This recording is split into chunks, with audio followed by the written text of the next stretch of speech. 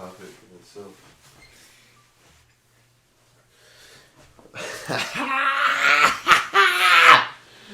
This is the Christmas special, motherfuckers. And I brought in Zachy B all the way from fucking Mizzou, dog. Skirt. How did he even get here? Q Block? Hey, LQ, what? He teleported. I got that type of pool, bro. Let's go. 100 Podcast, episode 71, Christmas special. Zachy B TV in the house. Zachy B DVD. Zachy B fucking Zach. Salute. So, bro, right before we even turn this on, you started talking about passive income. What made you even mention that? Have you started, like, looking into that? Like, passive income a little bit more? Yeah, I'm not gonna lie, dude.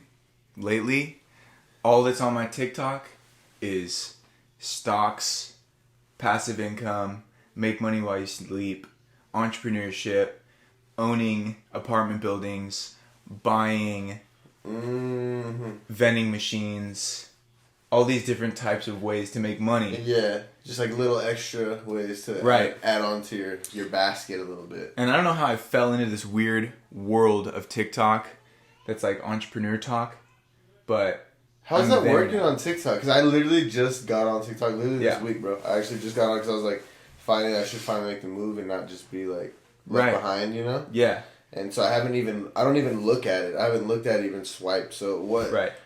What are they giving you? What type of info are you getting on TikTok actually? Is it good info? It's good info, bro. Yeah? It's good info, yeah. And I'm not a TikTok specialist, but if anyone is still not on TikTok and, you know, you're class of 2013, born in the 90s, it's time to get on TikTok, bro. Like, you're late already. Yeah, like, super late. Yeah, get on it because it's a really good way to... It's the next step, bro, because now everything is video-based. I mean, look at what you're doing here. This is podcast, but it's also like a video podcast. Yeah, you know what I mean? Even Joe Rogan, they talk about it's listening. People are listening, but most people watch it on YouTube or on Spotify now. Right. So boom. Plus, people might watch the first 5 minutes of your podcast and dip out. Some of them, like me, I'm here watching like the full 30-minute or hour-long podcast because I love to see. There's a reason for me. Whenever I like listen to a full song or watch a full podcast. The reason why I watch it all the way through or listen all the way through is because I feel like the artist intentionally made it that long because there's something coming for you to hear. But in TikTok, it's like you're limited to a minute. You know what I mean? So if you're there focused or you have ADHD and you have like attention... You're like getting all kinds of shit. All day, you're flicking, something new. Yeah. And there's different topics, bro. And like, I was watching all the dances for a while. You know what I mean? You know what I'm talking about? You know what I'm saying? And like I think that's what everybody thinks TikTok is. Well, that's where I started in it. You know what I mean? It was like Addison Rae, like all these baddies, like doing a bunch of different dances, and then all of a sudden it started to like evolve into like stock talk and like steak TikTok, and it's like people grilling steaks. Yeah. And now, was that just from you searching it, and then it just started kind of like showing you those videos? I think my For You page, I think the algorithm started like understanding who I was. It wasn't just China, and just fucking... Like, well, for sure it's China. Recording all your shit. For sure. Yeah. That's the thing, dude. Okay, this is why I was excited to talk to you, too, because I'm the newsman, dude. You know what I mean? Yeah. And I know you're on this podcast a lot talking about conspiracies and news, and you're talking to CJ about the vaccine, and you know, a lot of people are saying there's microchips in the vaccine, right? False. There aren't microchips in the vaccine, but... Okay. I never thought that either. But here's the thing, right? I'm not saying it came from you or that came from CJ. That was just sorry, CJ, I didn't mean to throw you under the bus there. But you guys talk about conspiracies sometimes. This is a conspiracy that's popular. And people are so worried about China, so worried about microchips. But we've been signing up for everything since we were like 9, bro. Like your no problem, email, right? your phone number, like your address. People know who you are and where you live already. Even all those agreements on everything that we fucking you never touch, read it. You know? You're already bro. Like, right, so fine, to me, when people are always like, "Oh, are you worried about someone tracing, you know, where you're staying or who you're with?" I'm like, dude, my Snapchat location is always on. I'm tweeting every day. Like, I'm on IG. Like, I'm on TV. Like, everyone knows who I am and where I am. What do I have to hide? Yeah, exactly. That's the exact same way I feel, bro. I'm not one of those people that even... I know that they're listening or whatever, but first off, I don't think I'm even that important to where they even give a fuck at what I'm doing. So I feel that way too. So either way, it doesn't really bother me. But even if I was that important, bro, if I was like, let's say I was like Elon Musk, okay, maybe I would do some things to kind of like keep myself a little on the down low. But besides that, dude, protect your privacy. Yeah, I don't really. If they want to watch the porn I watch and check the shit I check out, bro, yeah, go ahead, dog. Yeah, I got a good taste. Yes, exactly, bro. Check it out, dog. I don't know what to tell you. I've always wanted to do this. Hold on, because I watch a lot of these podcasts. Listen, for all you other, you're so in this shit. 100 podcast watchers like me. I don't know how many of you are out there, but I've always wanted to know what was behind this window. Because I want to know if this is a studio made by aliens. Oh. We're in the hood, bro. There's a palm tree. We're good. We're in the clear. And a house. Is this another house? Yeah, we're good. There's no secret. No aliens. Yeah. It's not a studio set up by Hollywood. Oh, man. I just wanted to do that. Yeah, but actually going back to like the podcast, because like you're speaking on a lot of people, and I think a lot of people don't understand like how podcasts are, bro. Jesus. That's Jesus. Jesus is Jesus. I don't know. My dad did it. When he was like in middle school or high school. Your dad carved this? Carved it, dude. Because they used to do actually interesting shit in school where he actually learned skills, and he learned that. And that was like in high school. This is like a tiki, right? Yeah. It's interesting though because it looks like a white man tiki. He looks like he has a mustache. He looks like Colonel Sanders. Yeah, I don't know. I've always called him Jesus just because I hope he does somewhat. You know, he doesn't really look like Jesus, but I just call him Jesus because he has an eyebrow piercing. Yeah. Right here, like the one that pinches the little eyebrow. Hell, you could tell. I got the whole double. Yeah, that's rare. It's a nice piece, man. That's why I have it in here. My dad doesn't think much of it, but I think that no, it's cool. I like it. I fuck with it. This, I mean, I'm telling you, these are the things that I pick up when I watch the show. I'm like, these are the things I wonder about. Yeah, the stickers right there, basically for anyone that is a guest, you can grab any stickers you want. Just kind of like a little hookup. Yeah, I usually got some weed in here. That's about the studio. Hey, that's what I'm saying. I try to copy that. I try to stay along the same lines as Joe Rogan somewhat. Like, not exactly, because obviously we're younger. And I think Joe Rogan has gone... Just Spotify. That's too much money, you know? Once you get paid that much money, it's kind of hard for you to... And then you have, 10 million, 20 million people listening to you. It's kind of hard for you to... I don't know, maybe say some of the things you would say in the past, you know? Like me, for example, I got people, like, maybe, 200 views on a video. So I can say what the fuck I feel like saying, because who's really going to see it? Who's really going to come after me? Joe Rogan, it's like, that's the big, you have some pull, you know? You got some power. So I was just talking to Armand and Holly about that today. We were talking about how, cancel culture is so popular. Yeah. And there are certain people who get canceled for things like, for instance, we were talking about Jerry Lorenzo, and Jerry Lorenzo is a designer who created Fear of God.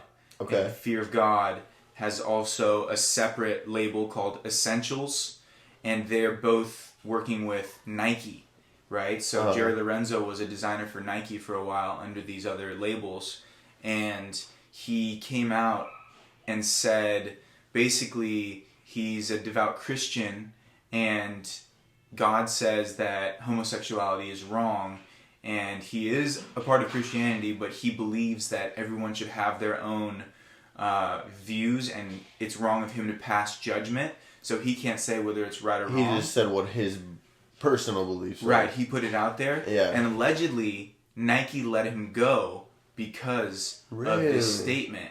Yeah, of this statement, and also maybe sales. But I had heard that was one of the main reasons. And so, and then all of a sudden I had heard that Adidas picked him up. So Adidas picked up Jerry Lorenzo after this. Okay. So we had this conversation about, certain celebrities that are then blacklisted for voicing their beliefs. And obviously, you can't be a right-wing celebrity. You can't be a conservative as a celebrity at all. what happened was we brought up Kanye West. Okay, right? Yeah. So Kanye has voiced his support for President Trump, right, for a little while, and he had like taken photos with him, and people like tried to cancel Kanye for a second, but then certain celebrities are so big that it passes by. That like cancel moment passes by, and then all of a sudden people are like, well, when's the next album coming? We want to hear that old Kanye. They don't give a fuck. They're like, yeah, just They're really back care to the about music, back to the design. this guy. Yeah. Yeah. And so some people like you and I, if we were to come out and do something drastic, and all of a sudden, it goes global, people would cancel us, and we might be, dug in a hole and not be able to dig ourselves out because we haven't created any art that has like created moments in people's minds that solidifies us as legends. Yeah. So then like we don't have like any foundation. We don't have any. So then it would be like, who are blocks. these guys? You know what I mean? But certain celebrities like Ye or Jerry Lorenzo are then like, or Chris Brown with the whole Rihanna thing. Dude, like, I'm surprised got through that. It's just pretty. Right? This is a weird topic. Yeah. No, that's not cool it's at all, something bro. you don't want to even putting your hands on feel a woman? weird talking about. No, obviously. But I'm saying Absolutely people not. feel even weird talking about it because people like to think that wasn't him. Like they almost like to like.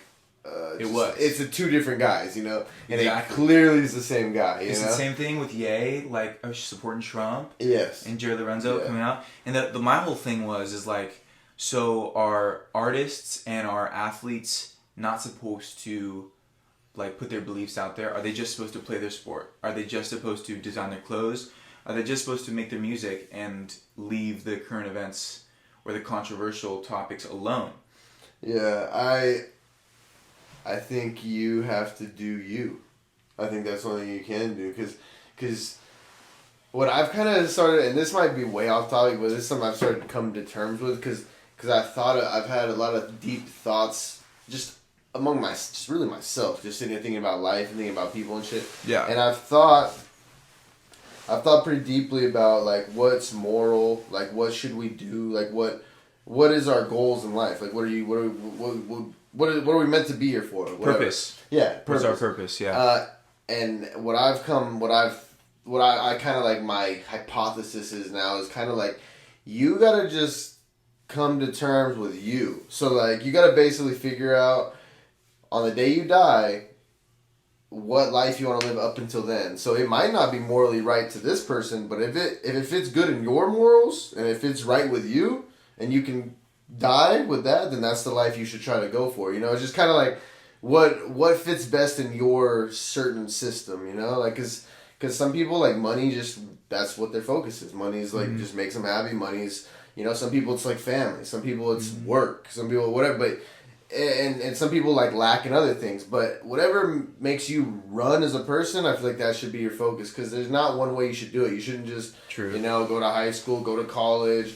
Get married and then have kids. And it's like, there's not a certain way. Nobody really knows. Everybody gives you their fucking what they think you should do, but they really don't know. Nobody really fucking knows. It's on you. Facts. How are you gonna, what are you doing for you? You feel me? Yeah. It's funny because I was, at this point, if you don't know who I am or what I do, my name is Zach Boetto.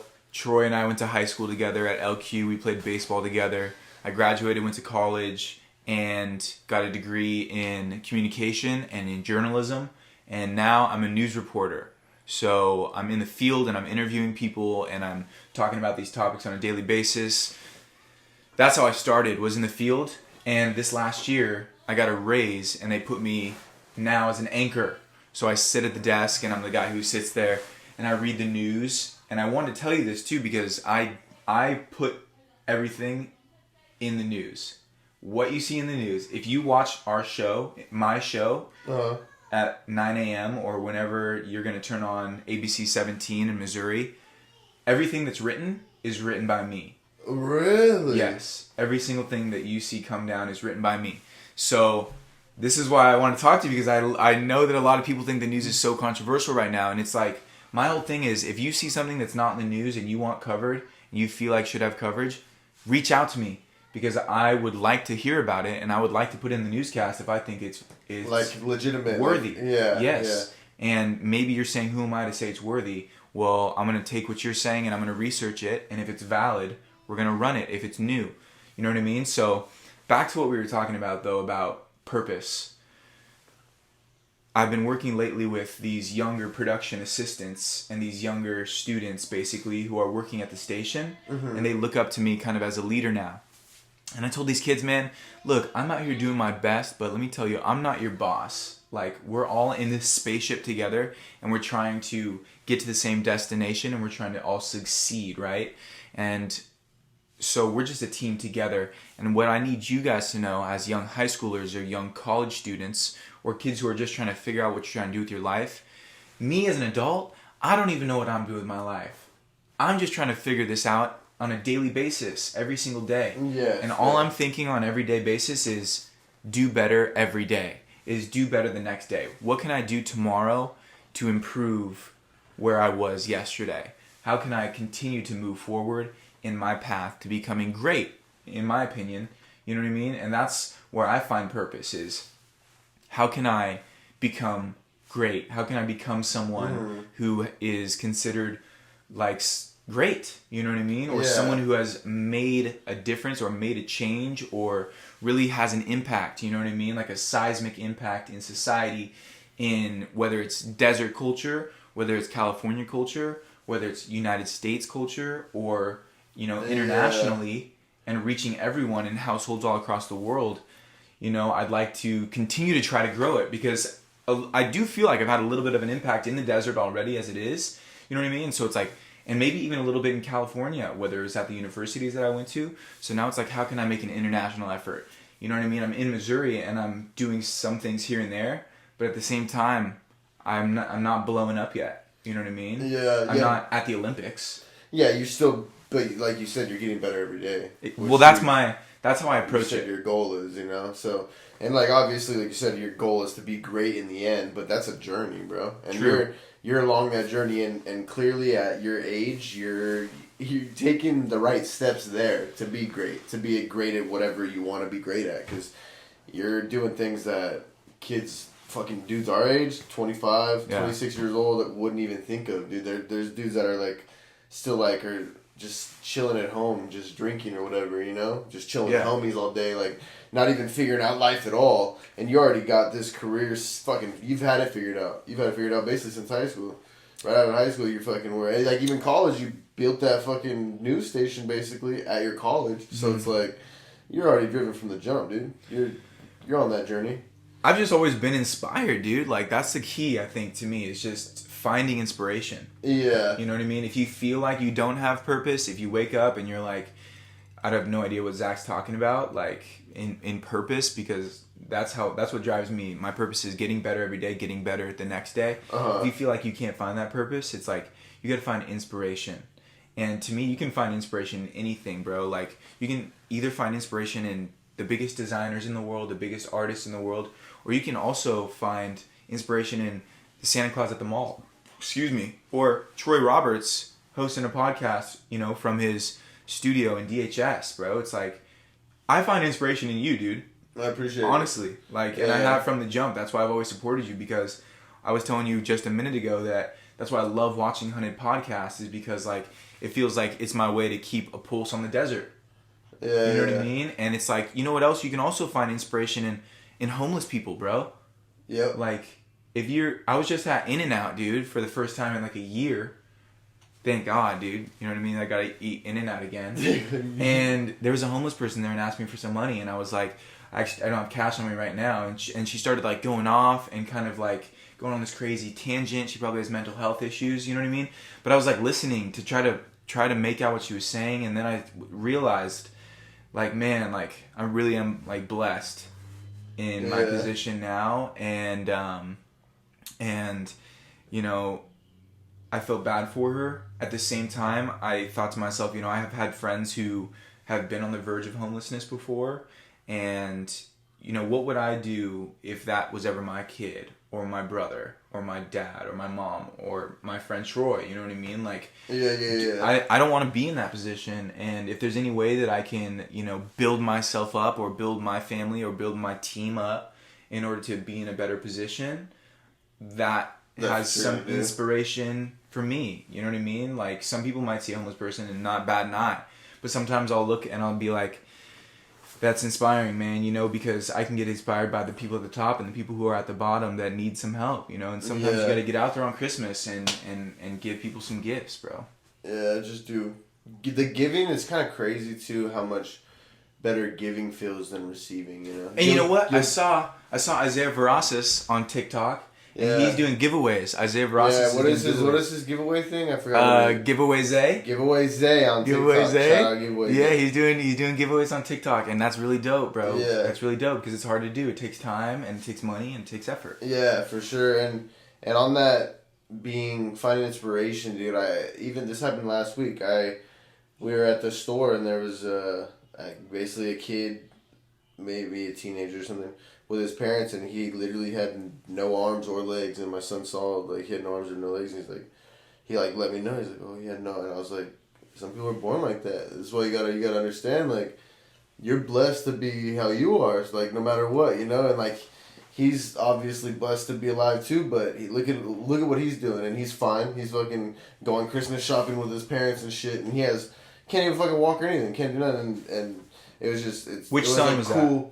This is TJ. So your oldest son. Yeah, my oldest son. So it's those teaching moments are big for me because it's just like those are the moments where you can kind of like build that character, you know, like see your kid like, oh, like they start like seeing like, oh damn, you know, like explain you see that, the whole bro. world a little bit. Explain that because I think that's a real special moment, and I don't have any kids, and I look forward to having kids and sharing these moments with my kids, and like well at that moment, you know, when TJ like looked at you and what did he say and what was your initial reaction? Well, the first thing he said is he like looked at me and he said, oh, he didn't have arms or legs, and he said but I don't laugh, and I was like, exactly, you don't laugh at him, like he's a person just like you, and just for him to even like, it might sound rude to somebody else or whatever, but just for my 5-year-old to know in his head like, oh, I don't laugh at that person that's different than me is like, I was mature. Like, yeah, you're a grown ass kid, you know, and you're 5, you know. He's 5. And I told him, man, you just gotta remember that, you know, we're blessed. You're walking, you get to do whatever you want. You can play football every day, and it was just cool, bro. I just love. It's so weird having kids, you know, because it's like you don't understand life until you have them, because then life isn't even about you anymore. It's about like you're like, oh, it's about the community, or like, you know, it's about us as a whole. It's about America. It's about fucking everybody's family. Really, it's not me. It's not you. It's us. I don't know. I love having kids, bro. Nah, dude, I'm jealous. Yeah, I'm jealous. You're gonna be a good dad, dude. So you're good. You enjoy the time without kids, bro. You'll be good. Yeah, you'll probably coach my kids, bro. Yeah, shout out. I will. You better start them. Yeah. Already. Yeah, they got Boetto on the last listen, day. you don't want me coming down there like Diddy, fucking, you know, hey, talking bro, to my kids. You know what I mean? Like, damn, my son is starting, dude. Even if he got one arm. You're gonna be a good dad, bro. You're gonna have your shit all set up. I feel like you're gonna be Mr. Career. You're gonna have that shit. You're gonna be like on ABC. There's no way to know it, on CBS or on like fucking some main ass station, and then you're gonna have kids. They call that network news. Oh, network news. That's like the The thing about those big networks, though, bro, is that here's the difference between national and local news, which I think is really important to break down for people to understand. Wait. Actually, before that. Yeah. Okay. Have you ever seen? I've seen the video on YouTube, but where it shows, because there's like one. I know what you're talking about. You know what I'm saying? Yeah. Sinclair owns like 130 stations. So is that fact? And Sinclair, the owners. Okay. You know exactly what I'm talking about. There are monopolies in news. Okay. You know what monopolies are? Yes. There are monopolies in news where there are owners who own hundreds of news stations. Exactly. Excuse me, this Modelo is hitting. Yeah. Shout out to Modelo. Choice of fighters, or the fighting spirit. That's what they say, right? Yeah, I don't know. Something about the fighting spirit. I watch UFC. I do too. Oh yeah, you know what I'm saying? We out here watching fighting. Mm-hmm. We'll talk about fighting a little bit later. I think we should talk about that Jake Paul or the Logan Paul Floyd Mayweather bout that's coming in February. Okay, we can talk about that. What were we talking about before that? Sinclair. Okay, so Sinclair owns around 130 stations, right? And they wrote a script. The owners wrote a script. They hired maybe, I don't know the whole story, I might get in trouble for telling this story. I don't know the background of it because that's, you know what I mean? Because I don't know the background. Here, can you just give like this is the gist? Yeah. Okay, so this is the gist. To cover my ass, I don't know the actual story, but here's what I would say would have happened if I was working for Sinclair and I were to try to put this together. Perfect. Right? Perfect. If I'm a Sinclair owner, I would have hired a news marketing team, and I would have told the team we want to put a script together that's saying, what they were saying was, our democracy is under attack, XYZ is what they said in this whole story, right? Uh-huh. And they sent this script out to all 100 stations, and they had all the main anchors at these stations read the script to their local news, like, markets, right? And so someone on Twitter or someone noticed in America that these hundreds of news stations were saying the same thing. They put them all together, and everyone's like, yo, what the hell is this? Yeah, what the fuck? Yeah. What the hell is this? So that's what happened, and I work for a station called ABC 17, KMIZ. We're owned by this company called News Press Gazette. And News Press Gazette is a much smaller ownership. We have like 10 stations, but compared to like those massive monopolies, it's really nothing. And they're a lot more hands off. We have a talent coach and a talent agency that we speak with like monthly, who gives us pointers. You know what I mean? They also work with Vice News, so they're working with some bigger like market stations. Yeah. And we get pointers from them, but national news is a lot more in that vein of, here's what you're gonna say, and we don't really care what you think. You're saying this. Yeah, exactly. You know what I mean? The Fox News, the CNN. Yeah, those kind and the ABC, the bigger conglomerates. Gotcha. They're called the cable news. Mm-hmm. The big cable news stations are a lot more in that vein of, you don't really have much control. Here's how we're gonna say it. This is Fox News. We lean conservative. We're putting a conservative spin on this story, and this is how you're gonna say it. CNN, we lean liberal. We're gonna put a liberal spin on the story. Here's how you're gonna say it. You know what I mean? Local news, I see the story come down on CNN, on Fox, and on Associated Press, right? These are some of the three biggest, news networks. And AP, Associated Press, is known as being like a fair, unbiased news network. And so we see these three scripts come down, basically, let's say, on the new coronavirus relief bill, and saying that we want $600 for, Americans. And I'm seeing it all come down, and I'm like, okay, how can I read all three of these scripts, and how can I consolidate them into one script for my local viewers that is fair on both sides of the aisle and just gives the people the facts? How can I just give them the facts of the relief? Kind of what the news was thought to be, right? Right. The news was thought to that's be what, right? Yes, that's what people want from the news. That's the thing. But people are so caught up in Fox and CNN that they get stuck watching it because that's what everyone says. Did you see Fox? Did you see CNN? Exactly. And what they said. And they use each other. They use each other's stuff back and forth. And then a lot of the boomers that are like our parents or older than us get caught up in that. But really, there's like young journalists like me who are like trying to be more fair and gets the bad rap for, leaning one way or the other because these big stations are just so fuck unfair. It up for everybody else. Yeah. So now, because everybody thinks news is fake now, basically. Yeah. Everybody thinks everybody's just fucking up and just making up random shit, Yeah, bro. And the best thing that I could say for that, if people are super like contentious about, watching the news now, watch your local station. Watch KESQ if you're in the desert. Even watch KMIR and see what they say about it.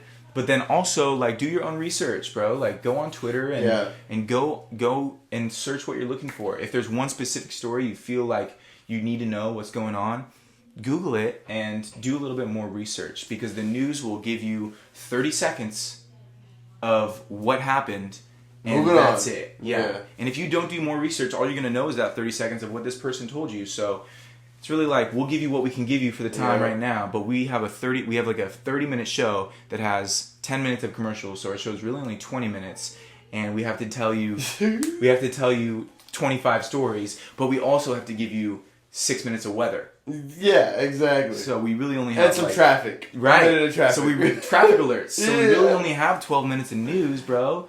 And so it's like, we're giving you bits and pieces, but if you're only going to use those bits and pieces, you're really not as informed as you could be. That's the problem, dude, is how lazy is the average American when it comes to doing that. Good question. Who's gonna go do any extra research? Yeah, how active is the average American in seeing something and researching it? It's a good question. Not very active, I'm sure. Most people. Unfortunately. Yeah, I would say most people, because I would like to say younger people, but then a lot of younger people don't give a fuck and wouldn't even, like, they'd see something on Instagram and be like, oh, that's true. Or, like, they'd share it, instead of, like, going deeper and, like, actually seeing the whole news. But here's the thing, though, with that, I think the younger generations, even our generation, is a lot more prepared to handle those situations and know how to do more research, because, our parents, they didn't have cell phones, bro. They didn't have iPhones. Like, we got iPhones, bro. You know what I mean? We could search that right away so fast. They didn't even have computers, bro, initially. Yeah. They had to go to the library. They had to paperback search everything, bro, before us. And we're like, wild shit, it's wild, bro. And we're bringing that up like nothing, bro. Yeah. Like, what do you think about tech, man? You are like, even social media. You think social media is like, you think it's an overall beneficial thing, or do you think it's like a detriment to society? I think it's beneficial. Yeah. I think transparency is the most valuable currency. I agree. In humanity. I think when it comes to health, in like mental health, I think. You don't think it's too much, though? You don't think sometimes we get blasted with too much bullshit? Because some shit is not even like... You always have the option to turn it off.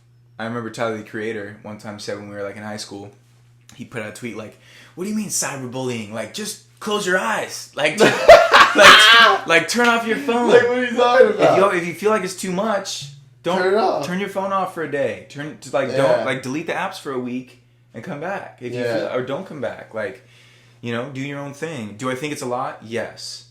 Remember when the internet first started coming out, dude, and YouTube was brand new, and YouTube, we could search so much stuff, and they weren't really recommending anything for you, but it was just like you find a video, and then these are related videos, and you would just find different crazy stuff, and you could go crazy.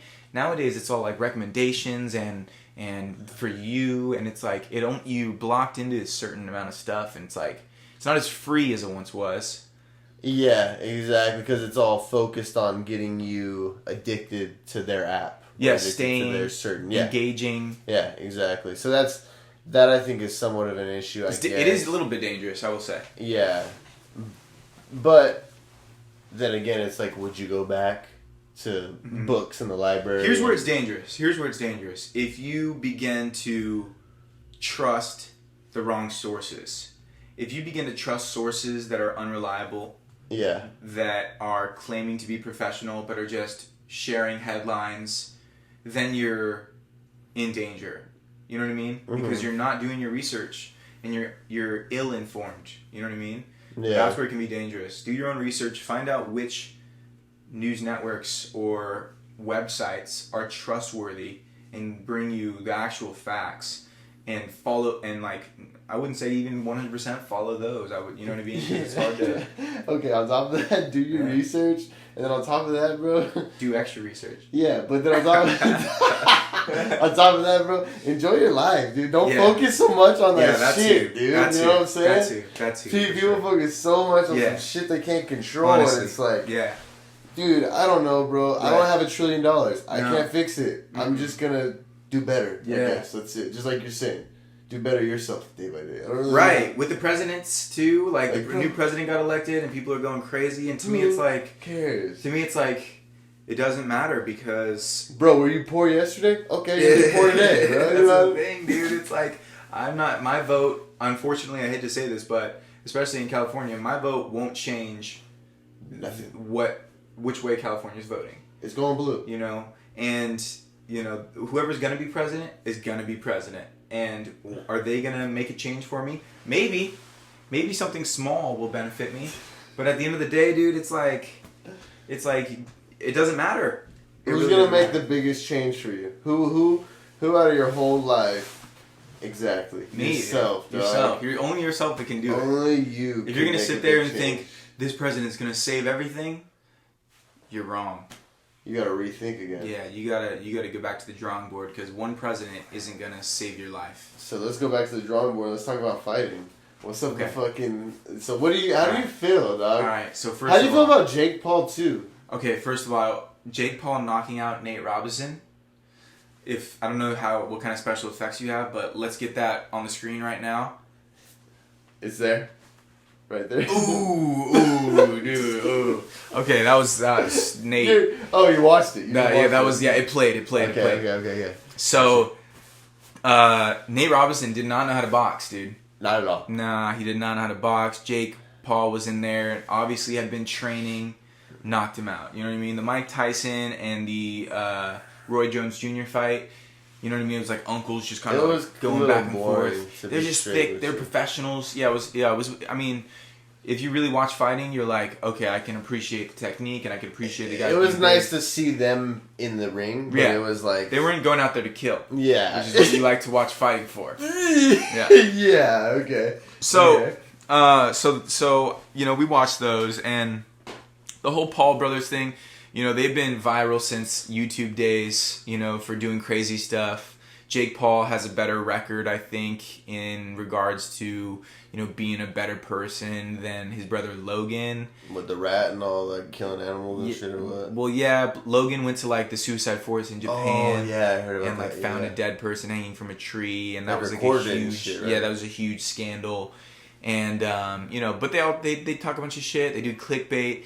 These guys, took over the entertainment industry pretty heavy, dude. With the internet, and they succeeded. You know what I mean? So there's like the news industry, there's like the entertainment industry of like YouTubers. Yeah. And they really went into that YouTube industry and succeeded. And they had the whole they had one of those influencer houses. You know what I mean? And then they're like, the money's in boxing. They see Floyd making crazy money. The money's in boxing. Let's train.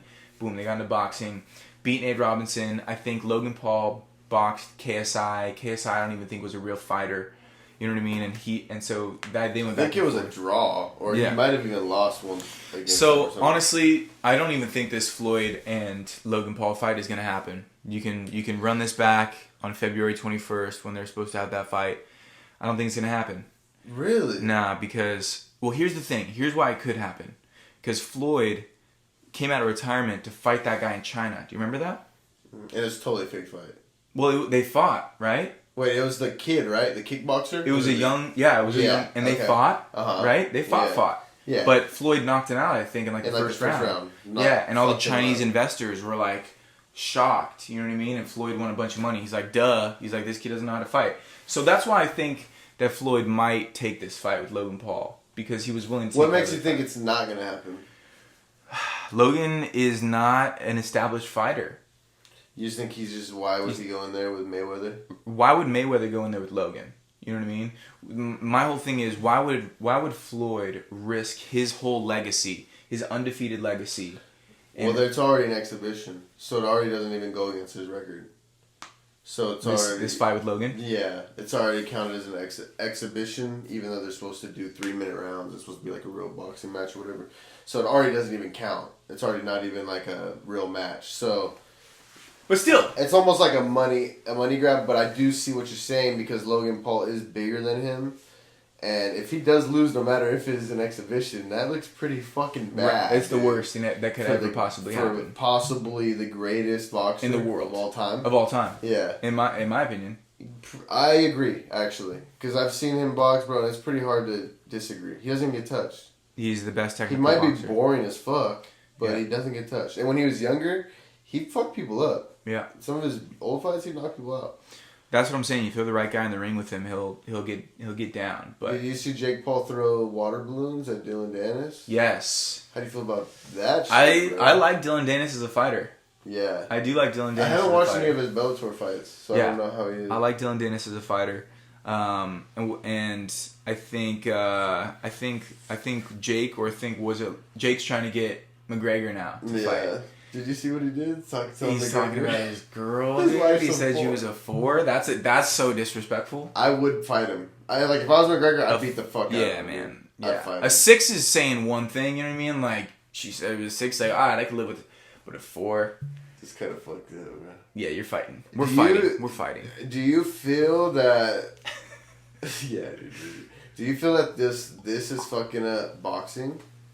Like bringing in these... Like, big, okay, That's a good question. Jake Paul is now the biggest star in boxing, which is pretty... That's a big statement. Pretty close to the... Besides, okay, maybe like Tyson Fury and Deontay Wilder. I'd say maybe those two are about... They're quiet right now. It's quiet for both of those guys right now. Yeah, so I'm going to say Jake Paul's pretty close to the biggest star in boxing. And he's not even really a professional boxer. So my issue... Well, he is technically. Yeah, but his knockout is Nate Robinson. Right. And so my issue is this fucking up boxing as a whole, as a sport? Like, is Dana White deep down just smiling inside as he watches boxing turn into just an entertainment? Yes. But here's how I'm seeing it, though. Here's how I'm seeing it, and I'm just realizing this as you're saying that. It's almost like the rap game. How the young rappers come up, you know what I mean? And everyone's like, oh, who's this Lil Uzi and Playboy Cardi mumble rappers type of kids? Like, I'm an OG. I like E40 and Too Short. Mm-hmm. Respect E40 and Too Short and the OGs that came before him. But, you know, the old heads are like, oh, these YouTubers, they don't deserve to be in here. You know what I mean? Oh, these Uzis and these Cardis, they don't deserve to be in here. But in reality, these guys are pulling numbers. These guys are doing big numbers. Like the biggest numbers. And they're really running it up and they're making good music. These guys are running these numbers up in boxing. Like, here's the thing. These guys have not fought real boxers yet. That's the real X factor is once Logan and Jake get into the ring with some real fighters, then will they be put to sleep. And if that happens... Does that end all the energy? That's done, right? Gonna be big. That would be big. The hype's over at that point, right? When you see one of the brothers fight like a professional and just get knocked out. I think the hype would be over at that point. Yeah. Mm-hmm. Yeah, and I get what you're saying because they bring a lot of numbers, bro. But what happens? Okay, let's be the devil's advocate. What happens if one of them actually is good and ends up being an actually good professional boxer? How does that turn out? YouTube, does that change the game a little bit? Does it make all those YouTube stars try to just be boxers? I think at this point you can do whatever you want, dude. I think that this is a good segue into like, you know, in anything. It's like you can do whatever you want. Like, don't let any old head tell you you can't or can't. Isn't that the beauty of tech and social media?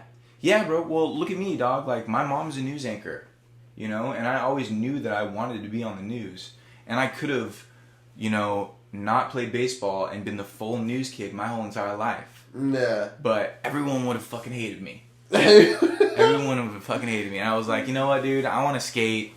I want to hang out with the cheerleaders. Like, I want to play ball. Like, I want to, you know, be an athlete. I want to party. I want to surf. I want to snowboard. Like, these are things that I want to do. I want to go to Coachella. Like, I love music. Like, I love the streets. Like, I love different type of people. Like, you know what I mean? And, like, that's who I am. Like, I always knew that I would be here in this moment being a news reporter, but I didn't want to be the cookie cutter, go to the journalism school, you know what I mean, and be on the school news thing, the whatever. Same story. I was like, dude, I want to do my own path and then be the guy that's in the news who has also lived this cool-ass life. And I feel like that's what I've set myself up for at this point. And some people don't like it, bro. Like, some real people who consider themselves real journalists don't like people like me who come into the game and haven't, like, been book munchers. Paid your dues or whatever? Yeah, been like, you know, yeah, exactly. So you've come across those people in your actual job now? Yeah. Well, there's two types of journalists. Names, there's two types of journalists in the game. You know what I mean? There's the person who is diehard, by the book, everything, you know, journalism by the book, and kind of nerdy. Some, you know, isn't always the most appealing and isn't always the most conversational. And then you have the good-looking, very conversational, outgoing, you know, extrovert. Gotcha, yeah. So it's like the two opposites. Right, who doesn't really like the books as much, but is really good with people and really good at communicating and really good at dressing. Yeah. You know what I mean? And these two worlds meet. Your different different positives and negatives and shit. Yeah, and so these two worlds meet, and sometimes they don't like each other, but sometimes they blend very well. And I've tried to blend these two worlds together because I like to have respect from everybody. Yeah. That's just the type of person that I am. Unfortunately, I try to please everyone, you know what I mean, a lot of the time. Which always, tough. Most of the time, backfires. Yeah, it's hard. You're trying to take care of everyone. But, you know, we have this girl, Ashley Strohmeyer, who was one of my mentors, you know what I mean? When we first I first went to the station in Columbia. She didn't go to college. She won Miss USA like 2010 or Miss Missouri 2010 or something like that. She's gorgeous. Didn't go to college. And like started as a news anchor. Was like a news anchor for 6 years. And Fox News picked her up. Now she's making like 6 figures on Fox News. You know what I mean? Yeah. And there's people who have been in journalism for 30 years who will never, excuse me, get picked up for a big network. Will never make as much money. Will never get as much recognition. You know, and so it's like, what path do you take? Yeah. And this goes back to the whole thing with fighting. It's like, you can take any path you want to whatever goal you want. Just focus on it and like follow the path. That's just the craziest shit is there's no rules. There are no rules, bro. There's literally none. There are no rules. There are no rules. And the older you get, the more you realize there's no rules. You're gonna learn how to go step to step to step and to get to where you want to go, but there's no rules. Yeah, you do. If someone tells you there's rules, they're full of shit. Exactly. Yeah. They didn't figure it out. So they're mad. They're trying to put you in a box. Don't let them. Yeah. Don't let them put you in a box. Bro. Their rules are full of shit. They are, dude. That's one of my favorite things to say. Is like there are no rules, dude. Like just go and do this. If you know something's wrong, don't do it because you know the repercussions. And if you know it's wrong and you do it, then know that you're gonna face repercussions and you're gonna have to face them. Mm-hmm. Yeah. That shit's real, dog. All that karma shit, all that shit is, I don't know if it's karma or whatever, but it's real, dog. Like how even it's like, just how you view life, how you wake up, your mindset, you know, like that whole bullshit like manifested or whatever. It's kind of real, you know. It's the way you view things can kind of make your life positive or negative. Yeah, every action has a reaction. Yeah. For sure. Every action has a reaction. Yeah, you gotta know how to handle it. The whole thing is be prepared, bro. And I think we talked about this in the last podcast. I said, "Lords never worry." Lords never worry is one of the things that I said at the end of the podcast because if you're prepared, then you never have to be worried about anything because you are set up for something and you go in there and you execute. Something goes wrong, you're already prepared for it to go wrong, and you have a backup plan. Yeah. You know what I mean? You're just a problem solver. You're just going to solve it because you already know what to do if it happens. It's not... And that's where experience comes in handy because you already know how these things are going to go wrong. And so when something goes wrong, you know how to handle it. And that's why that's why a lot of times people want people with experience instead of the young kid, which is why people like you and I are like, well, why don't they make me the manager? Why don't they make me the news director? Because I could tell people what to do. They're like, you don't know what to do, what happened. You don't know what to do when things go wrong. Yeah, like maybe every day when it's working out perfect, you can tell everybody what to do, but when there's some shit where you really don't actually have the answer and you got to figure out an answer, you don't really know what the fuck's going on. Yeah. Mm-hmm. What's your, how long are you down for? 5 nights and 4 days, bro. Yeah. And this is the first night. I just landed like an hour ago. How was your trip? How was your plane? And we did a COVID test before. Yep. And so we did the podcast. I'm negative. Shout out. Negative. I'm negative too. I'm negative. He's negative. I actually do COVID tests every day now. Good. I have to take COVID tests every day. So it's actually pretty cool because now I know I'm negative. Exactly. So. See, that's the thing. It's like the news, bro. If you're informed, then you're well informed and you're better at approaching your day. You're prepared. You're more prepared. You can always tell people I'm negative. I tested negative today. Yeah. Exactly. But flying was shitty, dude. Yeah. Flying was shitty. It's like fucking crazy or what? Like everybody's distance, mass. How is it? Was there a lot of people? Yes. Really? Mm-hmm. Yeah, there were a lot of people. I flew from Kansas City, not that many people. But when I got to Salt Lake City in Utah, there were a lot of people in that airport. And everyone was wearing masks, but there were a lot of people in that airport. Did you feel sketched at all? Yep. Yeah, you feel sketched. I did feel sketched, but I had my mask on, and I've been clean, and I've been, you know what I mean, doing all the right things, and sanitizing my hands. They give you sanitizer. I use that. Oh, wait.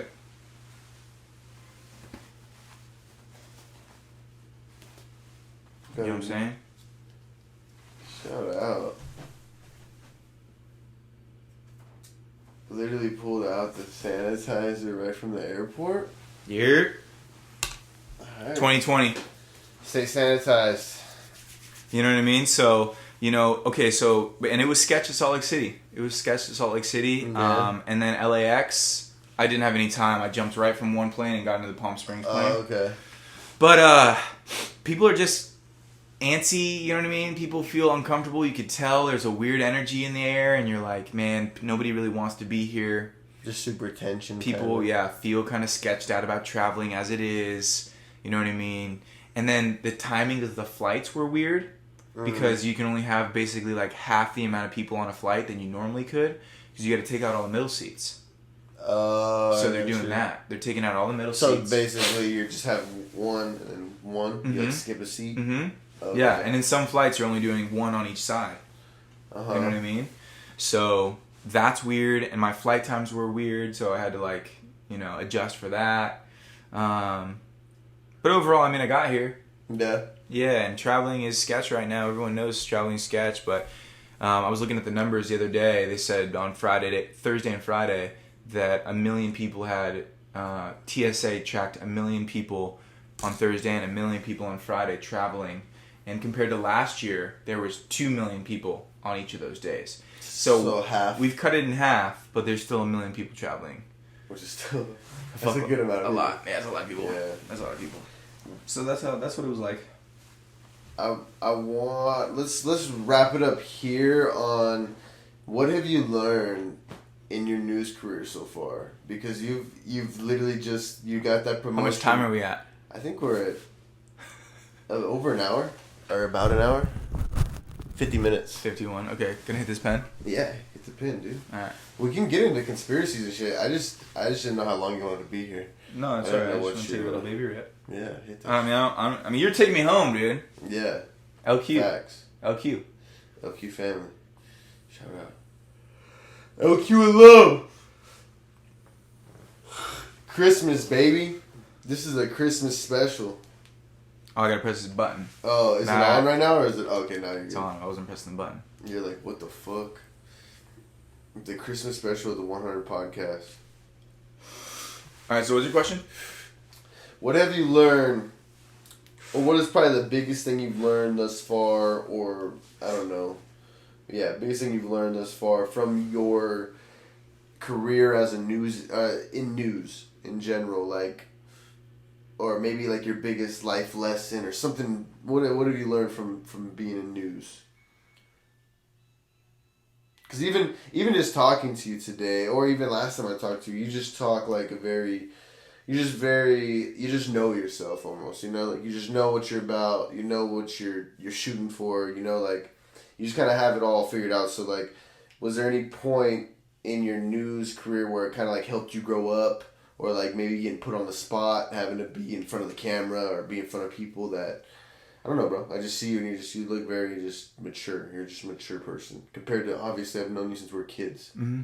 So it's weird. I think the most valuable piece of experience that I have taken from my 1.5 years so far, I think, on TV is put yourself in a position to succeed, or put yourself in a position to have opportunity. Because for me, that moment of opportunity or that position to succeed was live TV. The moment they say, we're throwing things out to Zach Boetto live in DHS, he's with Troy Roberts, who just built the first sports facility, football facility in DHS. It's 300 yards long. Zach, Mr. Roberts, says there are 500 athletes who already signed up for memberships. And then boom, it comes to me. And at that moment, it's like, I can either succeed or I can fail. But no matter what, I have basically a pitch, like a 10 to 15 second pitch to throw to my package, and it's either going to be good or bad. Yeah, yeah. And in that moment, that's where you find yourself digging deep and stepping up to the plate. It's almost like you're seeing a fastball come out of a pitcher's hand. And it just starts like, it's like, you're either going to swing. It's either your pitch or you're going to let it go by. You know what I mean? It's the same type of feeling, bro. Yeah. And so it's like, that's my advice is like, put yourself in a position in an industry where you know that there are moments, valuable moments that can carry weight in the course of your success. Every day. Try to make it every day. It's really hard for it to be every day, but if you can find an occupation or a job that gives you that opportunity every day, then you'll find success fast. Yeah. Because you get to grow. You're getting so much experience, and there's always tomorrow. Say I do fuck up the hit, and it's the worst. Oh man, that hit was so bad. Like I beat myself up. You know what I mean? Sometimes you beat yourself up. The next day you got another hit. You're doing more research on a different story. And you're like, okay, today's the day. I'm going to be better today. I'm going to push further, and I'm going to hit this one. And so that's what I would say. It's like, try to put yourself... For me, that's the most valuable understanding of what I'm doing. Is that every day I have a chance to, do something big. Mm-hmm. I might go to a story that isn't covered nationally. Yeah. Randomly. I don't know. Once it's done, it just happens to get picked up. Yeah. And then it's a national story. Right. Yeah. I've had it happen a couple times. One time was it was like 4th of July at the Lake of the Ozarks. Uh-huh. And it was right when COVID hit. It was 4th of July. And they're like, this is an outbreak. This is a massive outbreak. We're telling people to stay home for 4th of July. Don't watch fireworks, everyone. Like, stay away. And it was a rager at the Lake of the Ozarks. And you so then it got everywhere. It got to Maine. And I was like shooting this, everything that's going on. Excuse me. And I was like, the story isn't that the hotels are packed. It's that people aren't following safety guidelines. That's the story. Yeah. You know what I mean? And so then that's when I made the story, and I interviewed a girl about it. I'm like, what do you think? She's like, well, we'll see what happens after the whole fucking day. Like, this and that. Then it just fucking took off. Oh, dude. They're like, dude, this is a pandemic. Yeah, ABC World News picked it up. Yeah, ABC World News picked that up. That was pretty cool. So you were on like the full... It wasn't... They didn't use me. Yeah, that's what sucks. That's what sucks. They just picked up the story. They used the interview, they used the video, and then they used the concept, but nationwide. And then they said, out in Lake of the Ozarks, one party goer says da-da-da-da, and they throw to the interview that I got. And then they show video of what it was like that I got. They didn't show you at all? No. Wow. Mm-hmm. But they saw my hand and my bracelet and my mic. Yeah. I'm on Nate. I'm like, that's my hand. I'm like, that's my hand. I'm like, that's my bracelet right there. You see it? Well, yo. Let's go. Y'all wrap this shit up. I felt big. I felt big on that moment. Yeah, dude. That feels good. How do you feel about aliens, bro? That feels good. Oof. Have you seen an alien? Here's the thing, dude. What about Missouri? Here's the thing. Are there aliens over there? Here's the thing. I love what I'm hearing about aliens everywhere. And I love hearing that we have, like that Israel said, we have some random, like, space communication with aliens. I love that. Yeah. This is hard for me to say on camera. But I've never seen an alien, dude, and I don't know, man. I'm torn. Because I can't commit to either side, because at the same time, the universe is endlessly vast. There's no way you think there's no aliens. And everyone says, that's what I'm saying, everyone says if it's endlessly vast and there are millions of dimensions, there has to be, some type of other alien out there. And I understand that. But at the same time, where are these guys at? Where are these girls at? You're like, I haven't seen them yet. Where are they at, dude? I feel the same way, bro. I feel that same way. Because it's like, I'm one of those people that I would love to see an alien, bro. Yeah. I wouldn't be scared. I would be so happy to see an alien because that'd be the coolest shit in my life. Yeah. I'd be like, I'd love the interview. I'd be like, oh, dude, I lived the life. Yeah, dude, I'd be like, hey, come on the podcast. How you been? I was like, yeah, what you been up to? How's Pluto? I don't fucking know where you're from, bro. Yeah. But, I feel you. So it's hard. I think they gotta be real, dude. They gotta be real. What I don't think is real is I don't think we landed on the moon, dog. I don't think that's real. Have you seen some of that film? Yeah. How do you feel about that shit? Because that shit looks a little sketch. I think we landed on the moon. You think so? Yeah, and I think we landed on Mars. What? Well, with the rover, right? It was a rover. Yeah. People. Mm-hmm. Yeah, I can see that. The moon, I just think people, bro. Think about the time that it happened. Like, bro, I don't even think... Was the internet around? No. So we didn't even have an internet. Mm-mm. We didn't have... and we got a fucking rocket to the moon, landed it, and flew it back. Still to this day, I don't understand how we have rockets. Yeah, did you watch the Elon Musk? I watched some of them. Yeah, like I think he's had 2 in the last year or whatever. They've had a grip of them. Yeah, a couple of them, but they sending rockets. it's kind of crazy, right? Watching that beautiful. Shit just fly I think up. it's beautiful. Yeah, it's pretty cool, man. I think it's dope. It's a pretty it's pretty cool. If you don't have nothing else and you know they're doing a rocket fucking thing, you should check it out for sure. Yeah. Yeah. When they're going through all the motions, it's a lot of teamwork, and that's I love seeing that. I always love communication and organizational communication, and I love to see how people find success when there's conflict, you know, and that's a perfect example is rocket scientists shooting a rocket out to the moon or to space. Yeah. You know what I mean? To Mars. I mean, Musk says he's trying to colonize Mars, dude. You know? Would you go? I'm 25 right now. When I mean, let's say okay. Well, if you could choose, I would go because I'd be like 50. I would go. You know, so you'd go no matter what. If I was like 50 or something, if I was an old man, I'd go check out Mars. Like if they say you've been chosen, if like you've been chosen, and we have 2,000 people that are going to Mars, you've been chosen randomly. That's it. Only 2,000 people. It depends. And we don't know when we're gonna do another one. It really depends on, like you said, how old you'd be. Yeah. If I'm right now, bro, I don't think I can go to Mars right now, bro. Yeah. I got kids and shit. Yeah. You're like, I'll come back, but I'm going to Mars. You're like, yo. Hey son, I'm gonna see you when you have a son. Look, okay? Look, dude. Trust me. Get as big as you can, and play college football or play high school football. I'll be back when you're 15, and you're gonna win the state championship. We're taking you to the state championship. You're going D1. Yeah, you're going exactly. D1. I'm gonna be like an astronaut. Just remember, your dad left you. Remember your dad. Just remember that I was on Mars. I was on Mars. Anything is possible. Let's go. Anything is possible. Fuck it. Anything is possible. Shout out 100 Podcast. Kevin Garnett. Kevin Garnett. Mm-hmm. Is that what he said? Anything is possible. When they won the championship? Yeah. The finals? Dude. Damn, he did say that. Yeah. Anything is possible, bro. Yeah. Anything is possible. That was wild because he was on the Timberwolves for so long and they sucked forever. He was stuck on the Minnesota Timberwolves. Mm-hmm. Kevin Garnett's a legend, bro. Yeah, he's a legend. Who did he even play for after the Timberwolves? He went from the Timberwolves to the Celtics.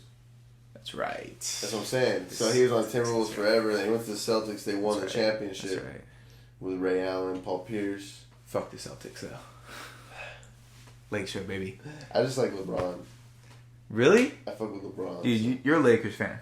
Yeah. You're a Lakers fan. I ride with the Lakers right now. Yeah. Yeah. Forever. And we'll see. We're SoCal. Yeah, for now, bro. You don't got anyone else. And if you say the Spurs, we're getting in a fight. Nah, I grew up a Suns fan. For what, bro? My dad was a Suns fan. No. So I grew up a Suns fan. They had Steve Nash, Amari Stoudemire, you know? Okay. Well, yeah, bro. Steve Nash is a legend. Steve Nash is pretty good, dude. Steve Nash is legend. He's a pretty good Canadian, bro. And he played for the Lakers. Canadian point guard. That's pretty good. Yeah. And now he's the coach for the Nets. Is he? Yeah. Really? Yeah. Did he just get picked up this year? Yeah. Oh, shit. And he's got Kyrie, KD. That's all you need. Kyrie, KD? Yeah. Kyrie Irving isn't winning shit for you, dog. What, with Kyrie and KD? No, Kyrie needs LeBron. He doesn't want to admit that shit. Ooh. He wants to. That's cold. He's cold, bro. That's cold. He's salty. Mm. Have you seen his? I've been seeing him saging. Yeah. You ever saged? No. Have you saged? Yeah, dude. See, I need to get into my spiritual. I don't know how to be one with my spiritual side, bro. I'm Native American. I'm Native American. What tribe? Don't even know. I could ask my dad. Yeah, you should find out. Yeah. He told me, but I forgot. I'm not even enough Native American to feel like I should even say that. I think any Native American blood is worth researching. Yeah. And checking it out. And, there are spiritual benefits to acknowledging your Native American past. You know what I mean? Like, I'm Apache and Comanche. And Apache Indians are known as, like, the most fierce, some of the deadliest Indians, and I always kind of try to like embody the Apaches. the warrior Joe spirit. Rogan's talked about them a few times. Yeah, I've always tried to embody the Apache like warrior spirit, and especially like when at battle, you know what I mean, and so also like that's kind of put me in a place where I was open to doing psychedelics. I know, I like shrooms. You know? I fuck with shrooms. That put me in a good space where I was open to it. That's the thing, you have to be in a good space to be open to it in order to go there. You know what I mean? Mm-hmm. And then be able to acknowledge, you know, those types of realms, I guess you could say. Yeah, well, if you've done psychedelics, bro, it's kind of hard for me to believe that you don't believe in, like, aliens or some sort of other... Well, if you believe other dimensions, I guess that's something, but you gotta believe in something else. But if you've done those sort of trips where you've gone to a different dimension almost, you know, or you've seen different parts of the world that we don't see on our normal day-to-day. Right. Yeah. And I can't say that I understand it, you know, because I feel like that would be a dumb thing to say, but I think part of it is like a figment of our imagination. Like the experience, you think? Yeah. Like, so, like, when you're shrooming or whatever, if you're taking psych, you think it's just your imagination? No. Because I know that the, like, chemical balances will trigger effects in your own brain. But I think then those effects mentally are purely imagination. I get what you're saying. But in those images that you're, you know, then kind of experiencing, or those, you know, walkthroughs or thoughts, you know, you're understanding more about situations that maybe you haven't lived in your normal life. Yeah, I get what you're saying, because I just, whenever I've taken shrooms, I've almost used it more, like how you said, like you learn more about situations that maybe you haven't even experienced. That's how I've taken them. I've taken them almost for me to, like, gain some wisdom or, like, gain some knowledge about life. It's not even to... I'm gonna sit down here like Dejan. Yeah, bro, oh my god. Sit down on the ground, gang. Yeah, it's not even to get fucked up, you know? It's, like, literally to just, like, learn something about myself or whatever, you know? And so, I don't know, I think people misconstrue taking shrooms or some sort of psychedelic as, like, you just trying to get fucked up, when that's not really what it is. It's not opposite. Anywhere. Yeah, exactly. Even it's literally the opposite. Like, you're trying to get clear-headed. You're trying to, like, see life, basically. I mean, even when you're experiencing those moments, then you start to almost realize, like, getting fucked up isn't cool. Yep. That's what's crazy, right? You're like, you know what, I'm not gonna smoke weed or drink anymore, and I'm just gonna do psychedelics. You're like, I'm just gonna do this because I'm in a much better headspace. Yeah. But then, you know, you come down and you come back to reality and you're like, it's risky. I can't do that for another, like, 6 months. You know? Yeah. Right. Exactly. Yeah, because, you know, I've heard stories about, you know, people getting perma-fried and stuff. You know what I mean? Yeah. And, like, that's something worries I me. don't want. That worries me, you know? And so, you know, I've heard a lot of people say there are ways, like, I've heard, like, Matthew McConaughey say, you know, he did it with a shaman. He smoked peyote with a shaman or something like that. I think you eat peyote? You smoke. Are you talking about, like, ayahuasca type Smoke shit? ayahuasca, eat peyote. Yeah. He smoked, I think he said he smoked ayahuasca.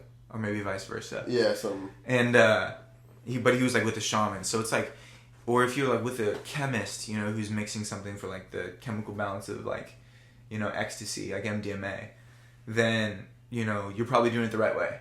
And you can have success. But sometimes when you're, like, a kid, or you're, like, in the streets, getting some of that off the streets. You don't really know what the fuck you don't know. Like, you don't know what or how much, like, to consume. Yeah, exactly. So it's dangerous. So, like, yeah, be well informed. And you're getting fucking info from other kids. Yeah. You know, and they're like, I know what the fuck to do, bro. You're like, yeah, no, you a couple more. Yeah, you're good. You'll be more. No, you split this whole thing with me. That's about $1 grand, bro. You'll be good. You know, and it's like, and so, I mean, I can't fully come out here and say, like, psychedelics are awesome. Yeah, because some people wouldn't be able to handle it anyways, bro. It's something that's not built for everyone, and which you gotta understand. If you can't handle any sort of head change or any sort of like any change in your daily routine, obviously that's something you shouldn't do. But that's hard to explain. It might even hard to be, it might even be hard for people to understand when you say that. Like even it's so abstract when you say, "Oh, a head change." It's not even because they think a head change is like, "Oh, what do you mean a headache?" Or what do you mean like or when I get lightheaded? Which is like not even that either. It's like your whole mindset changes, and then you gotta understand that you're stuck in that mindset for like 7 or 8 hours. You know what I'm saying? So that's the part where it's like you gotta be able to handle it. Yeah, you gotta live in that space. Yeah, and understand and but at the same time, which is beautiful, is that those moments are when you make a lot of transcendental, like what a word, realizations. Yeah, that's a fucking reporter word. Yeah, right there. Transcend. You know, transcend. Word. The word transcend. Yeah. Yeah. Transcendental. Yeah, I think that's a word. This sounds good. Jamie, bring it up. Fuck, we don't got a Jamie. I mean, I've had some cool moments. Well, I'll say this too. This is something that's cool that happened to me in my lifetime that changed my life. I feel like I was in Santa Monica, in junior college, and I was making music. And like doing underground shows in LA for a little bit. DJing. Do you remember this time? Yes, I do. When I was like posting me DJing. I was DJing in LA a little bit during college. It was a fun time. But at a moment I ate shrooms. And in that shroom trip I was tripping. And I came to like a lot of different bloodlines in my life and understanding who I am and who my parents are and my brother and all the people around me and all my connections. You know what I mean? Mm-hmm. And understanding where my path was going in baseball, in school, in music, and understanding how kind of like all my different priorities were laid out. And I made the decision to stop music and pursue news reporting. In that trip? Mm-hmm. Really? Yeah. So in that trip, you literally like laid out your life. Like Mm-hmm. your life started, like your answers started coming to you. It was like, okay, I have this much focus. I can see the end. This isn't really gonna work out. I can see the end here. This isn't. Yeah. Really. Uh-huh. And my craziest moment or whatever when I shroomed was when me and my wife had separated. She had my kids, and they were going to like some family, birth party. Christmas, actually Christmas maybe last year, 2 years ago, something like that. They were going to some Christmas party, whatever, and I was actually on a shroom trip, and they had to stop at my house to pick up something or something like that. They had to grab some clothes or something, and so she pulled up with my sons and my 3-year-old, who's maybe like 2 at the time or like 1.5, something like that. I saw him and I just like picked him up and I was just like looking at him, dude, and the dude, he was just glowing like all around him, like literally like almost like fucking Jesus, bro, like almost. And it was like almost like it was like life telling me like, bro, just put your focus on your kids, like there's nothing else that you need to focus on except for these 2 children that are literally right in front of your face, and that was like just like that moment, that was like telling me, it was like my life, like, bro, who cares? Nothing else matters, like your relationship's gonna fall apart. Let it fall apart, like it's just like focus on the people that you need to focus on, that you're actually like, you have a big part in their life, So it's weird how those, I don't know, bro, even life sometimes feels like it was like already laid out, like, and that's what trips me the fuck out, is like when things happen, it's like, that's kind of weird. I feel like that was gonna happen the whole time, but it happened like 2 years later. That's an you're interesting like, statement. You're like, how am I here? Yeah. No, because I always knew that I was gonna be here. Yeah, and that's like you're like, it's kind of weird, or like you just, even the idea, or like having that from being a kid or whatever, and then just seeing it kind of just happen, or like, bro, even like me, it's the weirdest thing, dude. Like I knew almost when I was younger that I was gonna have kids young, and like I was gonna be that guy that was gonna end up like just having kids right out of high school, and I don't know why. I just knew it, you know. And then I did it, and then I got married. I did like everything that I kind of already. I just felt like it was already like a plan, and just kind of like worked out.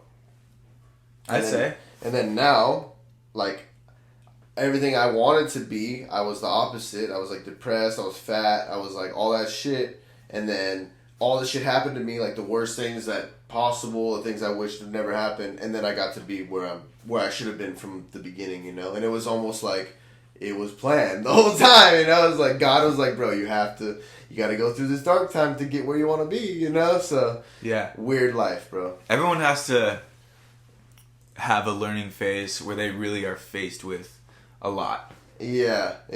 It's a transitional period, I think. Well, that's where you sink or swim, bro. I'm pretty sure aliens and every humanity, every, you know, man or woman you can think of since the beginning of time has probably written about this, you know, transition into manhood. Yeah. Or, you know, womanhood or whatever you want to call the transition to an adulthood. It's probably the term. Yeah. You know, and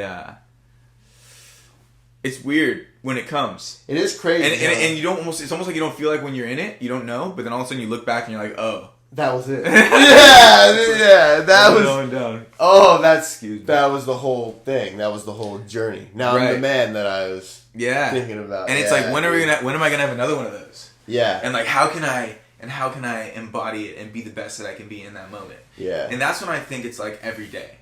And that's why I try to every day be the best that I can, or be better that I can be than the day before. That's kind of like what I live by, is be better tomorrow. Let's be better tomorrow. You know what I mean? It's like, because what's weird, bro, is like, let's say like you keep doing that, right? Like yeah. You're doing that for like the next year, whatever, 2 years, whatever, and then one day, like that shit, you get a call from Fox or ABC or whatever, and it's like, we want you to, you know, come up, be an anchor for our main network or whatever, right? And then it almost makes all those days, that whole day where it's like, let me get better every day, let me get better. It almost is like that was supposed to happen, you know, the whole time. Like this was part of the journey. This was it, you know. Like it was. I don't know how to explain it, but you get what I'm saying? Lately I've been getting caught up in the day to day. Yeah, like it was almost like your transfer from manhood, like again, you know. It's like that day to day grind, getting better. That whole, like you said, you don't think about it when you're in it. You might be in it right now, and then a year down the road when you get you are too. Yeah, exactly. Yeah, and it feels weird because I feel like I'm in it, and I like know it, and it's like, where's the end? You know, like where does this go? You can't almost, you know? You can't think of that. You can't think of where's the end. You have to think of, I need to be better. How can I be better every day? You know what I mean? Instead, you can't think. You can't think it could end tomorrow. So whatever. You know what I mean? Because I feel like that's how I might get. You know what I mean? Oh, if I know the end's coming, then you know what I mean. I might want to just peace out. Yeah. You know, but if I could be better every day, then I'm always like riding that wave almost. Going up. Okay. And I think when I have the moments where I'm like, I have a clearer memory when I look back to the moments where I learned the most important things. Yeah. You know what I mean? Because I know that I'm working hard every day, so I'm paying extra attention. And then if something goes wrong, I think about it after. And I'm like, damn, that was like one way that I could really have upped my level of whatever I'm trying to, you know, up. Ante up, you know? Ante up. And so I think that's why I try to do it, because if I go hard every day, then like you said, at some point I'll feel like it was all worth it, I guess. Yeah. But I think what also pushes me is that I have goals.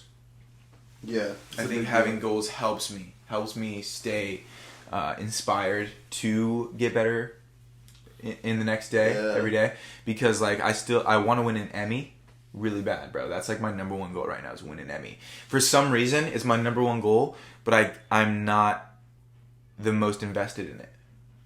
Okay. And so I'm trying to get there, and you know what I mean? That's something that I struggle with, and there's people that struggle with a lot worse things, you know what I mean? Yeah. So I'm definitely blessed for where I am, but that's I'm trying to win an Emmy. That's what I want to do. At the same time, I want to sign a big contract. I want to sign the next big contract. I want I want to get a fucking Giannis Antetokounmpo contract. You know what I mean? Supermax me out. That's not gonna happen in news, bro. I'm not making $200 million. Yeah. I might make six figures. I might make 100,000 in a good contract in my 20s. If I can do that, like, I'll be stoked. That's my next. That's next to Emmy is get a 6-figure contract. You know what I mean? That's very. Those are like Emmy. For you, it doesn't seem that out of the box or whatever, but for average like person, that's kind of out of the box for like somebody that's not even in news though. You know what I'm saying though? Not even in news, not even like gotten to where you've gotten yet. Right. But I think that's an issue as well though. Is like you gotta make goals, right? And you can have those big fucking goals like win an Emmy, but you also gotta have the goal like you said, get that 6-figure contract or like get like it can't all be fucking get 70 million, be the next Joe Rogan. Like that can be a goal, but you gotta have some goals along the way. So it's not like fuck, bro, I'm never gonna get there. Like I don't know where to start. You know, like like almost like Jordan Peterson. Have you ever listened to Jordan Peterson talk? I have not. Who is he? He's like a psychologist, and he's been on like Joe Rogan's podcast a few times. But he's just like pretty interesting the way he like views life and stuff. And it's almost like you gotta start by like cleaning your room first. So like you gotta fucking. I've heard that multiple times. Yeah, like you gotta like focus on your like the smallest things first. Achievable goals. Yeah, because you can't like. That's something you can build on. You achieve the goals today, and you can kind of build on that. And do a little, more goals, and kind of keep. So you don't keep failing or like feel, you know what I'm saying? Yeah, you know what? Something that my brother always says, and this is gonna be in the Zachy B Hawaii DVD. We haven't even brought up any Zachy B yet. Okay, we'll talk about you right now. That'll be what we wrap up. That's what I'm saying. We gotta do 3 parts, dude. This is a 3-part series. But my brother always says the compound effect. Compound effect is. Do a little bit of something every day, and it's gonna compound, and eventually, it'll become something big. Mm-hmm. Yeah. What? I feel like that, bro. You have to. But what's up with Zachy B DVD, bro? When does that drop? Next Zachy B DVD is being cooked up as we speak. Yeah. Marketing has begun. And what's up with the Zachy B golf tee? Oh. Golf polo? Oh, you know what? I got something for you after. Okay. I got something for you after. Can you fit a 2X anymore? I'll make it work. Yeah, see, the 2X is too big for you, dude. I should have got a large for you, dude. You're looking all cut. I do wear a large now. No way. A large and an XL, bro. Last time I saw you, you're like, yeah, 2X, dude. Let me get a 2X. I'm like, damn, dog. Motherfuckers are wearing 2Xs around fucking here. Fat, dog. No, I'm not fat, but damn, that's a big shirt. That's a lot of fabric. Nah, I got muscles now, dog. I work out, dog. It's extra for the 2X, bro. That's extra. You know what I mean? Yeah, $2 each shirt, bro. Damn, 15. Damn, 15. The 2Xs cost you extra, bro. Yeah, bro. You know? They do. But yeah, Zachy B Hawaii DVD. So the premise is I went to Hawaii for my birthday in August with my brother. And who else went? Just you guys? And some of his buddies live in Hawaii. Oh, okay. So we linked up with some of his buddies in Hawaii. And we just did a bunch of cool stuff, bro. We jumped off cliffs. We found, we went into jungles and we found waterfalls. And we met some local homies. And we met some local girls who were, scuba diving. And, we were looking for, sea turtles. And, just kayaking to islands and skating. It just got wild or what? It's just lit. How? It's just full-on litness, bro. Zachy B DVD essence. Yeah, you guys just went to Hawaii and you guys were just living it up, mm-hmm. Just meeting people, talking, just kind of doing what you do. Or yeah, what? Yeah. But COVID, so we basically our itinerary was do all this cool shit, and if we meet cool people along the way, then that's a plus. And we met cool people along the way. Oh, I got you. Yeah, because everything's basically still it was during COVID, so everything's fucking. It was August, yeah. So it was pretty much August this year. So, yeah, in the middle of COVID. Mm-hmm. Yeah. But yeah, we flew out there with masks. We followed all the regulations, and we were surfing, and that was the thing though. We tried to do these things that were more distant. You know what I mean? From people. Yeah. We weren't going to bars. You know what I mean? That's a whole nother scene of litness. You know what I mean? You can, for lack of a better term, that's not my best term. Litness is not. Don't quote me on that. The turn up. You know what I mean? Whatever. Yeah. But bars is their own scene, but we're trying to do an adventure. Vlog Are you gonna expand on that? Well, number 2's coming out. You know what I mean?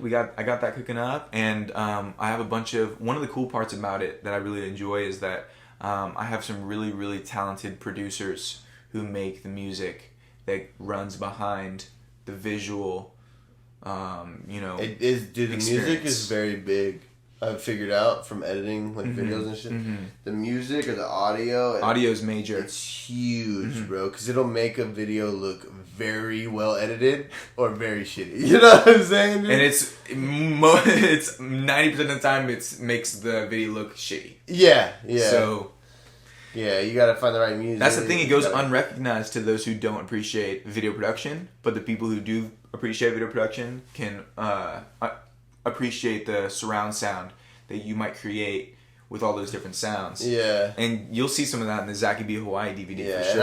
And I've seen some of your editing. I've even seen some of even your clips from you editing with all the different cuts and shit from Final Cut Pro or whatever, dude. Premiere or whatever. From using Final Cut Pro, I could see all the different cuts, bro. You're doing a lot of work, motherfucker. Yeah. You're doing a lot of fucking. You're putting titles and fucking. Yeah. You're moving shit around, and you're I know the adjustments you're doing, and it's a lot. It's a lot of. It's and people fun, don't understand, dude. It is. It's fun, bro. But video editing is a mish, bro. You gotta get in the zone and you just gotta be.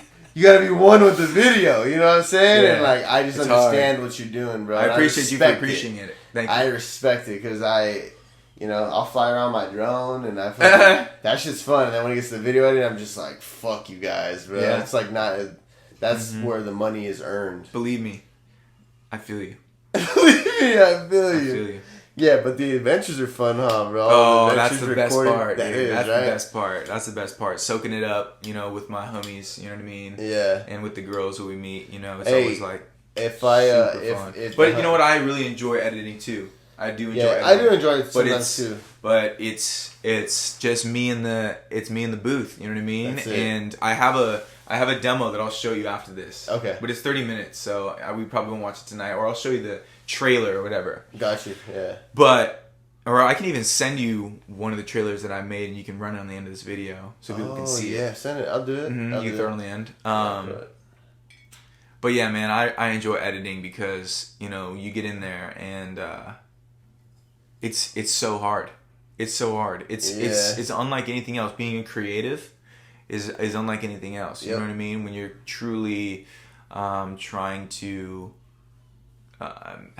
create an ambiguous life.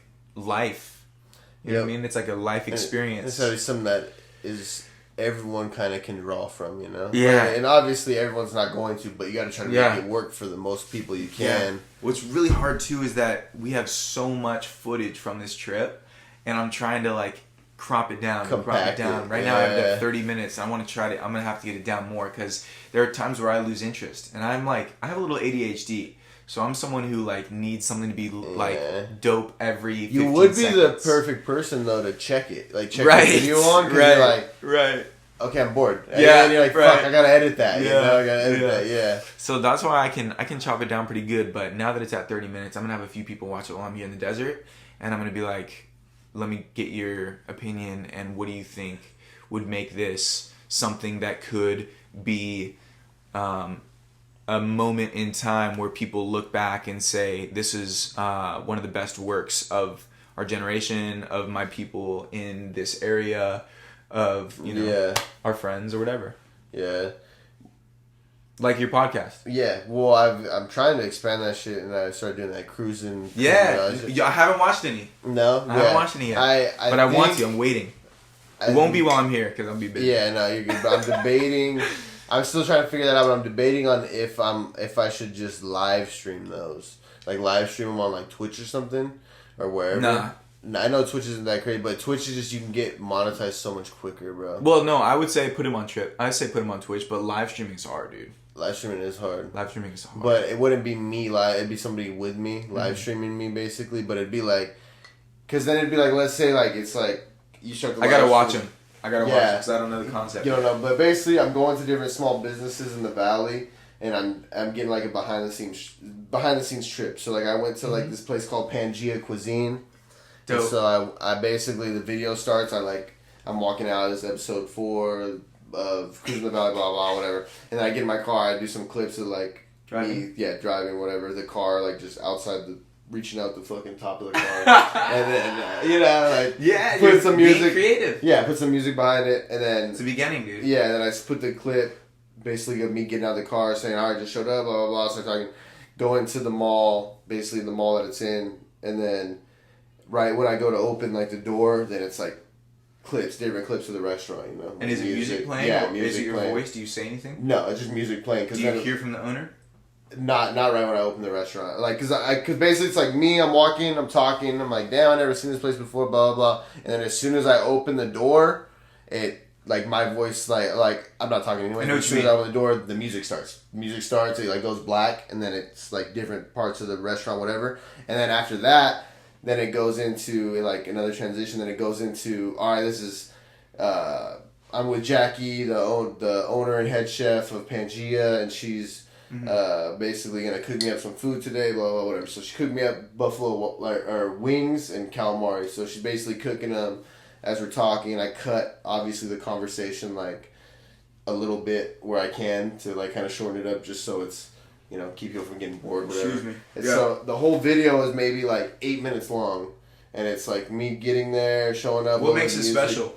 I just think kind of showcasing it's just more behind the scenes, more on the move, So the 100 podcast, people that listen to 100 podcast, which we were kind of talking about it earlier, but we didn't end up touching upon it, is a lot of people that try to listen to a podcast, they listen to it for 5 minutes and they turn it off or whatever, and they miss the whole podcast. They're missing the whole gist of the podcast, because the first 5 minutes most of the time is kind of awkward, or you're trying to get it going. You don't really know where the conversation's going. So a lot of people, they just miss what even happens in the podcast. So my whole goal was to kind of just give people something more on the move, more editing. So I just put music, more just me going out. No, I know the concept. Yeah. I get that. You get me? But yeah. What makes it special? What makes it? I don't know. Me, bro. True. I don't know. True. These different businesses, bro. I just think it's original, kind of. You know what I'm saying? Because what makes it special is that the opportunities are endless. I could go from cruising the Coachella Valley to cruising Yucca Valley to cruising Riverside to cruising Missouri to cruising. I can go to any fucking place, and so that's But I need to learn. Like you said, what makes it special? I need to learn what the main.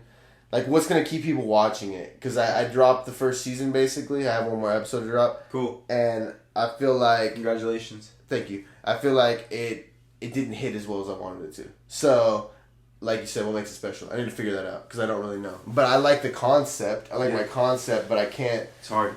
It's almost, it's in the pilot right now. I did, the pilot season. Cool. So, yeah. That's good that you, number 1, knocked it out. Number 2... can look at it, and number 3 can be it's a pilot, it's a pilot to what I'm doing, you know what I mean? Because if you like it, you can keep going. I think what makes it special now is that it's the desert. I think it's the 760, bro, and the 760 is a gem. Yeah. And you can be why did you choose the desert? Why the desert? Why here? Maybe sometimes people are from... See, and that's what I should have maybe focused a little bit on, why... Sometimes, maybe you could, but you can in the next season, maybe. Yeah. You'd be because some people were born and raised here, like you and I, and it's cool for us. I just like your idea, because right now you just... But what about, for the people who moved here? Why the desert for you? Or let's say even... Because we lived it, bro. And you live it now. You know what I mean? That should be my focus, though, of the show, like you said, what makes it special. Because then let's say it does go to Idlewild or Yucca or whatever, then I could ask them the same Joshua shit. Tree. What made you choose Joshua Tree? Yeah. What? You just gave me it. Hey, dude, go crazy, bro. You know what I mean? Yeah. I respect your hustle, and I love this show, bro. I love this show, and I hope more people love this show, and I hope they watch this long. I'm so close into to this 200 interview. subscribers, dude. I'm at 197. Let's get to At what point 200. do you get revenue? 1,000. Okay, that's what you got to get to. We're trying to get to 1,000. We're pushing for 1,000. So you're a fifth of the way there, almost a fifth of the way. Yeah, and maybe 6 months ago I was at 30 subscribers. So it's hard. Yeah, it's hard to gain subscribers on YouTube. It is hard, bro. But you know what? It's a different animal. But you know what? TVs are now becoming smart TVs, and you got to sign into your YouTube, and iPhones. YouTube to get people are. There's a lot more people on it. People are now signing into their shit. People are really signing in. It's only growing, is what I'm trying to say. And all is what I'm trying to say. And you're growing with it. Yeah. But YouTube community is only growing. And all people need to understand, all you gotta do is hit the subscribe button. You don't even have to just watch, hit that subscribe button. It's They're just gonna be there just every other week. They're gonna be there. You don't have to watch it, but you know what I mean. If you feel like watching it, you're just gonna have to. You have a pulse on the desert, bro. And your news station, you're gonna have to drop one of those little scroll bars. Top podcast this week, 100 podcasts. Yeah, you know what I'm saying. Yeah. Easy. You know what I'm saying, bro? Well, here's the thing, bro. If I'm doing the news, wherever I'm doing it, at whatever point, maybe there's a crazy story that you do. Like, I could be like, 100 Podcasts, Troy Roberts interviews former President Barack Obama, and former President Obama says Coachella is a national treasure. Yeah. Then all right. Just something like that is I'll run massive. that. Yeah, you know what I mean? Yeah. Just something like that is massive, bro. Yeah. You know what I mean? And that's all it really takes. That's why, I love having the opportunity to maybe do something every day, and you have that opportunity too, because it's like you never know. You might run into somebody that you do an interview with that makes national news. Yeah. And the coolest part is that you're doing it independent. That's why, for me, it's like I'm making national news. Well, I got like a label basically. You know what I mean? I'm basically a news reporter for a label. You know what I mean? So they're sponsoring, and then we have these big labels, and the bigger labels I go to, the more viewers I'm gonna have. But I'm still tied to that label. But this is all owned by you, owned and operated. Yeah, everything produced, edited, everything by Troy Roberts. So we gotta get to those 1,000 subscribers, man. Fucking let's do it, Zach. You got to. Hey, you gotta start doing some. What is? I know. Nah, we'll keep the master plan for off the video, but you got a master plan for Zachy B, dog. I know you do. I laid it out. Zachy B DVD. That's Episode 71. Hey, I'm going to send it. Stay tuned because you're going to see the sneak peek for the Zachy B Hawaii DVD right after this. Sneak peek after this. Merry Christmas.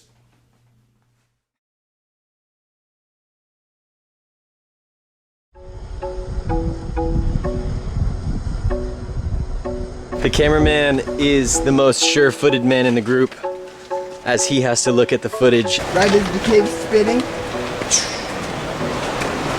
Yeah. He has one objective, and it's capturing footy. Let's see how it goes.